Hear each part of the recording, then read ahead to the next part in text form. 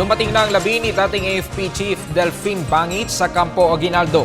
Bilang dating AFP Chief ay ginawaran siya ng arrival at departure honors. Isang necrological service naman ang gagawin sa kanya ngayong araw. Bukas ay dadali na siya sa libingan ng mga bayani. Matatandang pumanaw si Bangit nitong Biyernes dahil sa multiple organ failure matapos ang mahigit isang buwan kaka-confine sa ospital. Si Bangit ang pinakaunang Chief of Staff simula ng manungkulan si Pangulong Aquino. Bilang dating Chief of Staff ng Sanlibutan Lakas ng Pilipinas, tayo magbibigay sa kanya ng honors befitting a 4-star general and a former Chief of Staff ng Air Force ng Philippines.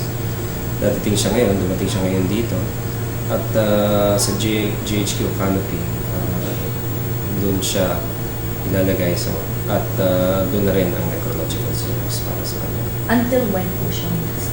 Hanggang ngayong gabi po ang necrological service, bukas po ang kanyang